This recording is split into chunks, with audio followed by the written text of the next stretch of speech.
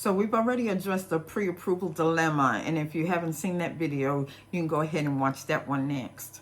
But now we're at the point where you've contacted a lender.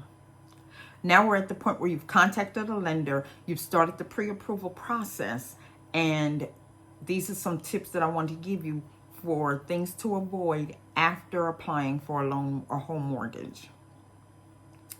So now I want to share some tips with you on things to avoid after you've applied for a mortgage. One,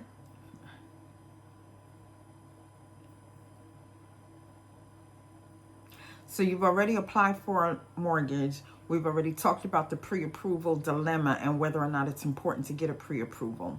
And so now you're ready to make the next step. Hi, I'm April Fortune, your trusted realtor. The pre-approval dilemma was discussed in a previous video. The pre-approval dilemma was discussed in a previous video. Now I just want to address some of the things that you need to avoid now that you've started the process. One of the main things that you want to avoid is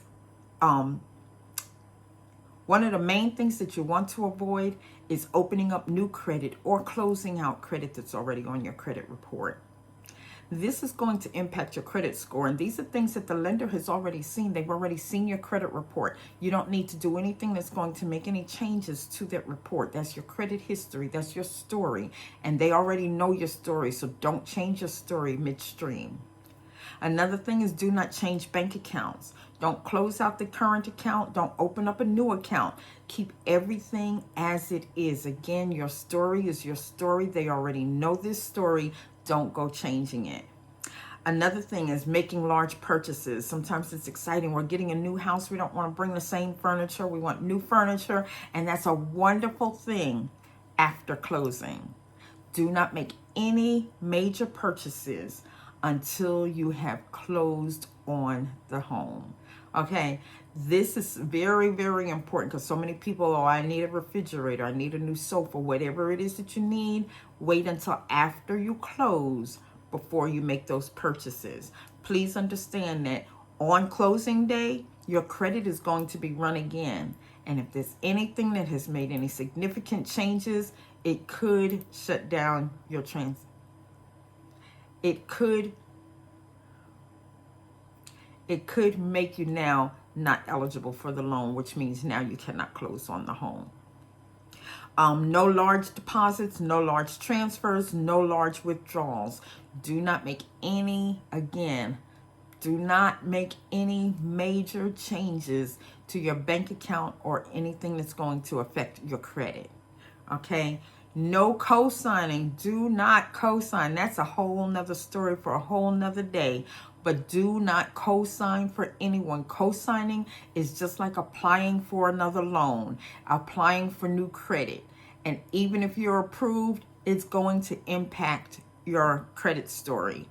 If you're denied, it's going to impact your credit story that your loan officer is already familiar with. So again, do not do anything that's going to change your credit story.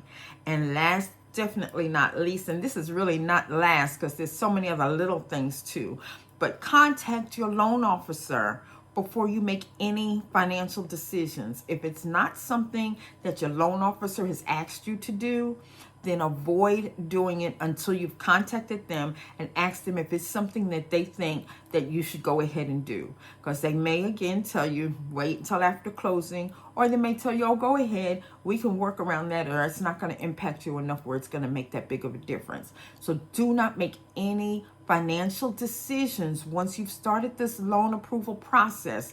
Do not make any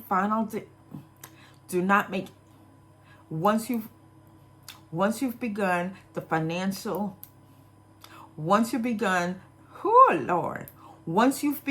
the loan approval process, do not make any financial decisions without consulting with your loan officer. And I know you feel like, well, it's my business. Yes, it is. But if you want that house, then you want to wait until after closing before you do any of these things. Again, my name is April Fortune. If you have any questions, you want to talk about the pre-approval process, you want to talk about the home buying process, give me a call, 256-694-7821, and I'll be happy to discuss these things with you. further. Again, that number is 256-694-7821. Go ahead, give me a call.